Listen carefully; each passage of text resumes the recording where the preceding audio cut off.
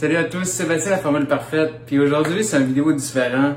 C'est vraiment mon passé de mes 18 à 26, que j'ai 26 présentement. On est en 2020. Vite, là, j'ai fini mon 5. J'avais 16, 17, j'étais allé au cégep, j'étais pas trop sûr que je voulais faire. Bref, 18, 2012. Je travaillais dans 3 endroits. J'ai tellement fait d'argent pour un gars de 18 ans. Je travaillais avec mon frère pour étudiant au Lafarge. Lafarge, c'est une cimenterie. Et là que j'avais pas ça. Mais c'était payant, c'est 2 jours, c'est de 7 à 3,5 du lundi au vendredi. Je pense que j'étais payé 22-23 pièces de l'heure. Je finissais de travailler, je m'en allais directement à ma deuxième job au Subway. J'étais en livraison de 5 à 9. Fait que je me levais, je partais quasiment à 6 heures de chez moi. Je revenais pas la semaine avant 9 heures. C'est pas fini. Les week-ends, je travaillais avec mon oncle Alain, il y a une compagnie de piscine. Tous les week-ends, il venait me chercher, je me souviens, à 6 heures, 5h30, 6 heures le matin. On travaillait jusqu'à des 8-9 heures le soir, c'était épouvantable. À part de ça, je sortais tous les fins de semaine, j'avais 18 ans, j'étais jeune. Fait que le jeudi, j'allais au Fuzzy. Jeudi, Fuzzy, wark. Le vendredi, c'était Radio Lounge au 10-30. Et le samedi, je retournais au Fuzzy. Je me souviens que je sortais du Fuzzy à 3-4 heures le matin. Je suis pas retourné au cégep. J'ai pris une année sabbatique. Donc, à la place de recommencer le cégep à l'automne 2012, j'ai pris une pause. Et je me suis dit, ben là, j'ai fait plein d'argent, je vais faire des voyages. Mon père, sa fête, c'est le 25 décembre, donc on part tout le temps en voyage pour sa fête, qui est à Noël, et en même temps, on passe le jour de l'an. Fait que 2012, fin, début 2013, on était allé à Cuba. J'étais allé avec mon meilleur ami. Et en 2013, j'ai fait 3 autres voyages. Fait que je suis revenu début janvier après mon premier voyage. Je suis retourné au mois de février, deuxième voyage. Je suis retourné après au mois de mars. Encore à Cuba. J'allais tout le temps à Cuba avec mon meilleur ami Yann Martin. On a tellement fait de choses, de conneries là-bas. C'était pas cher, j'étais étudiant, j'avais fait beaucoup d'argent, puis je pouvais me le permettre pour faire beaucoup de voyages. Après ça, l'été 2013, j'avais 19 ans. Encore la dérape. Fuzzy, je pense qu'il était fermé. Fait que là, c'était plus jeudi fouf. Vendredi, j'allais au métrique à Saint-Jean. Et tabarnouche. Ma vie de 18 à 25 ans, c'était juste, j'avais juste du fun, vous allez voir. Mais à un moment donné, à 25 ans, je filais plus. Vous allez comprendre pourquoi. Donc, début 2014, j'étais à Cuba avec mon ami Yann, on revient. Si je me souviens bien, j'avais recommencé le cégep, ou je suis pas sûr. Mais bon, encore, je suis reparti au mois d'avril à Cuba, avec mon père seulement, et c'est là que j'ai connu ma première blonde, en 2014, à Cuba. J'ai aussi rencontré un gars en voyage, dans ce même voyage-là, qui s'appelait Dave. Et quand on est revenu à Montréal, j'ai resté avec cette fille-là, je pense, quasiment 4 ans. Je suis plus sûr, 3 ans. Et avec ce gars-là, je suis allé au Mexique, donc 2014. Je suis allé avec lui à Mexico City. Ma mère est mexicaine, ça paraît pas. Je suis blanc aux yeux bleus, mais oui, ma maman est mexicaine. Je suis moitié mexicain, je parle parfaitement l'espagnol. C'est pour ça que j'adore voyager aussi à Cuba, dans les pays qui savent parler espagnol, parce que c'est ma deuxième langue. J'ai des petites photos ici, vous allez voir, mon oncle mexicain, il est blanc comme moi. C'est une famille blanche que j'ai, donc c'est pour ça que j'ai pas de l'air mexicain tant que ça. Donc tout l'été 2014, avant mon voyage et après mon voyage, j'allais au New City Gas avec mon ami Dave qui m'a fait connaître ça. Et mon meilleur ami Hugo aussi. On allait au New City Gas en 2014. Puis là, ça nous trottait dans la tête. Comment qu'on peut venir, comment qu'on pourrait rentrer ici sans payer. Fait que là, mon meilleur ami Hugo puis moi, on s'est assis au mois de janvier, février et mars 2015. On se disait, qu'est-ce qu'on peut faire? Ça nous a encore trotté dans la tête. Faut créer quelque chose pour rentrer gratuitement. Faut arrêter de payer. On aime tellement ça, puis on va pouvoir aider les gens. Puis c'est là que Hugo, il a eu l'idée, on se part une page Facebook, puis on était vraiment avant-gardistes. Mois de mars 2015, on a créé EDM Montréal maintenant, mais ça s'appelait pas EDM Montréal. Au début, c'était Your EDM News. Une chance que je me suis dit, non, j'aime pas le nom, il y a quoi qui cloche. Ceux qui savent pas c'est quoi EDM Montréal, c'est Electric Dance Music, comme je vous dis, j'aimais ça. Et c'est un gros média web dans la musique électronique ici au Québec, Canada. C'est quand même gros. Donc là, on se disait, comment on peut faire pour que ça roule encore plus? Les concours, c'est moi puis Hugo qui a pensé à ça avant tout le monde. En 2015, on faisait des concours sur Facebook. Puis nous, les concours, comment qu'on les faisait, c'est qu'on payait les billets de nos poches, mais on se disait, ça va nous faire de la promotion. Le monde partage, faut qu'il like, ça a vraiment bien marché parce que on a explosé nos pages grâce à ça. Je me souviens, c'est le concours qui a fait exploser EDM Montréal. C'est que Martin Garrix venait au New City Gas en 2015. Et c'était sold out. 3, 2, 1, go!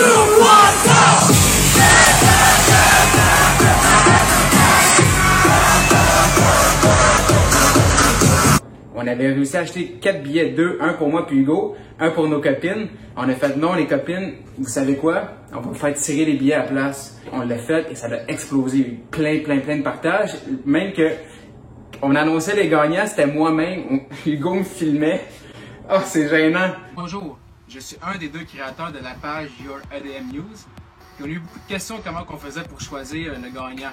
Je vais vous montrer ça. Pour commencer, on écrit tous les noms ici de ceux qui ont partagé le statut et commenté leurs 3 amis. Par la suite, on va sur... Vous voyez, on était vraiment avant-gardistes, puis j'avais des bonnes idées avant tout le monde. Là, les concours, il n'y a personne qui faisait ça en 2015. Donc,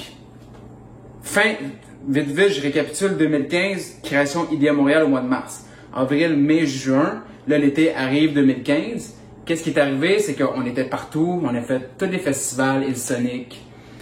On était tout le temps venus ici, les gaz. Les chandails Like My Page. Oh my God!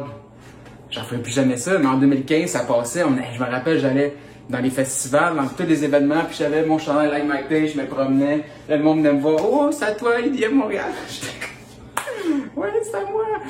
Mais à un moment donné, on s'est dit, bon, crime, si on veut arrêter de payer, il faut arrêter de tout le temps juste parler au monde, puis peut-être essayer d'approcher le monde derrière la scène, les propriétaires, ceux qui organisent les festivals, ceux qui Evenco.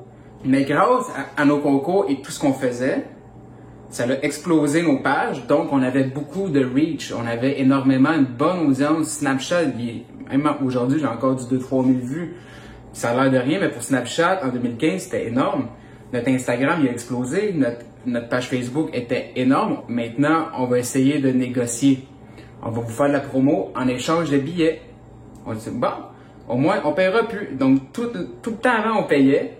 C'est pas si pire, c'est un bon investissement. Éventuellement, on a fini par plus payer nos choses. Et non plus les billets des concours parce qu'on faisait des partenariats avec tout le monde. Fait que là, le fun arrive, c'est 2016. C'est là que ça explose vraiment plus. J'étais encore au cégep. On est fin d'été 2015. On commence à se faire connaître. Là, tout d'un coup, je pense que c'était à Villa Paradiso. On s'est fait inviter en tant que média. Je commence à être backstage. On commence à... Ouh, Chris, on a du succès. Tu sais, dans notre tête, c'était énorme. Là, quand j'y repense, c'était fuck all. On était backstage. On avait accès à tout. On avait l'alcool gratuit. On était avec des artistes. On a connu les managers. On a connu le monde derrière la scène. Tu sais, je suis un petit gars de 21 ans.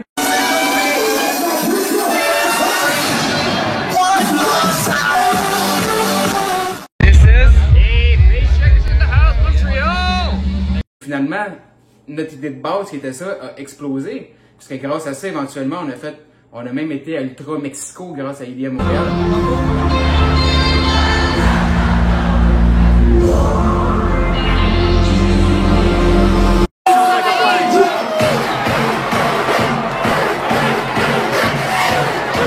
Grossir l'audience. Donc, 2016, on a approché tous les festivals au Canada.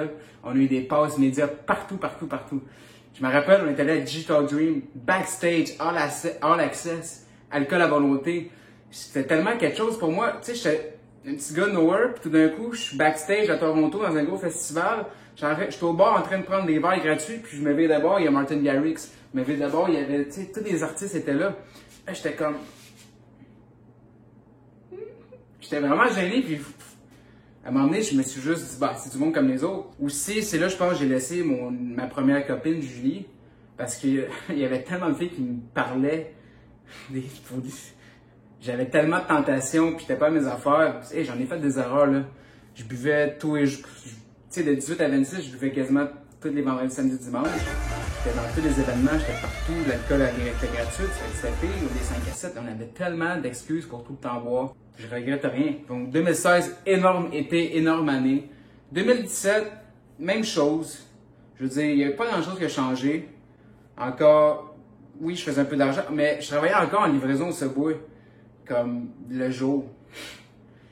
Parce qu'on faisait pas d'argent avec Idea Montréal, ça a pris un petit bout avant de comprendre comment faire de l'argent. En 2015, on payait. 2016, on avait enfin nos choses gratuites. Et 2017, là, on a commencé à faire de l'argent. Rien de fou.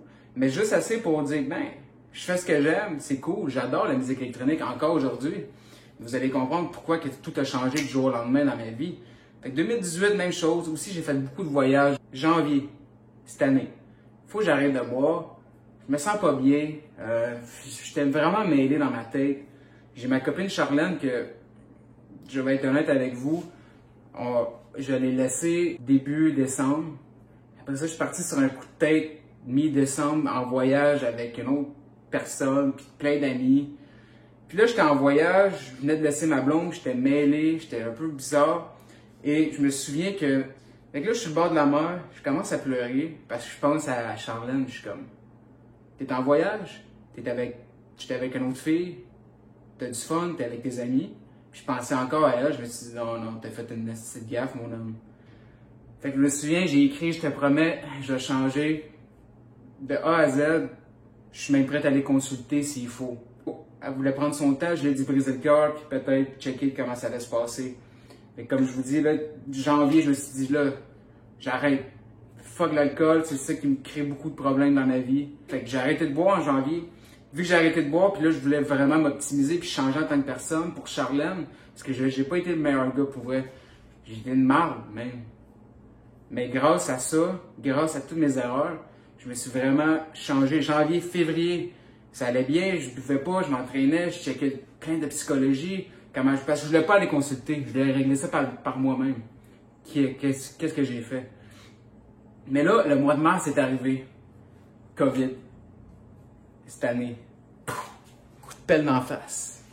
Parce que là, en 2018, 2019 et 2020, là, IDEA Montréal ont commencé à faire de l'argent. Mais là, du jour au lendemain, parce qu'il y a un virus, tout est shutdown, j'ai pas de revenus qui rentrent. Au mois de mars, là, j'ai eu un coup de pelle d'en face. Parce que tous les festivals, moi, j'ai des kiosques. Et du jour au lendemain, il n'y a pas d'été. Parce que dans mes kiosques, je vends du stock. C'est payant, là. Mais pour avoir des kiosques, il faut que tu payes. Fait que pour cet été, présentement, je suis supposé être à Ever After, El Sonic, Escapade. Tous les festivals. Mais du jour au lendemain, j'ai plus de revenus parce que j'ai des contacts dans le milieu. Puis je savais que cet été, il n'y aurait pas eu de festival. Et là, je suis comme, wow! La seule chose que tu peux te fier, c'est sur toi-même. Maintenant, je me suis dit, plus jamais je vais avoir peur. Peu importe ce qui va arriver, je vais être prêt parce que je vais tellement devenir une personne qui a des skills dans beaucoup de choses. Je vais pouvoir aider des gens, inspirer. Peu importe ce qui va se passer dans le monde, je vais être quelqu'un d'intelligent qui ne va plus jamais avoir la peur. J'ai eu peur. Vous n'avez même pas idée. Mais rien n'arrive pour rien. Puis la plus belle chose qui m'est arrivée, c'est vraiment, laisser Charlène. 2, il promet, je vais changer. Changer le COVID, donc plus de festival, alors je dois me virer de bord. Et là, je fais vraiment, puis c'est là que j'ai découvert mon pourquoi. C'est grâce à ces livres-là, de philosophie, de comprendre un peu plus la vie, que je me suis dit, j'ai compris c'est quoi je voulais faire, c'était aider les gens. Parce que pour aider, il faut que je m'éduque. Parce que plus j'apprends, plus je suis heureux, plus j'aide de gens, encore plus je suis heureux. Bien plus que mon autre compagnie de musique électronique, oui, c'est le fun, mais c'est pas de quoi tu fais à long terme, parce que c'est pas mon pourquoi. C'était juste un passe-temps. Aussi, ma compagnie de booster les Instagram. C'est pas, je me réveille pas, puis c'est ça, faut que je fasse, faut que j'aille le plus de clients possible. Ça me prend pas de temps et j'aime ça. Mais c'est pas mon pourquoi, je me levais pas, puis j'avais, ma journée commence, yes! Je m'en vais mettre des comptes, puis aider les gens à gagner plus de followers. Je m'en fous, tu sais, je me sentais pas accompli. Honnêtement, c'est le plus beau cadeau que j'ai eu, c'est tout ça. De déraper toute ma vie, de comprendre, de laisser Charlène, de me dire je vais changer, être une meilleure personne. Après ça, le COVID, parce que s'il n'y avait pas eu de COVID, j'aurais continué encore dans la musique électronique, j'aurais encore eu mes dérapes.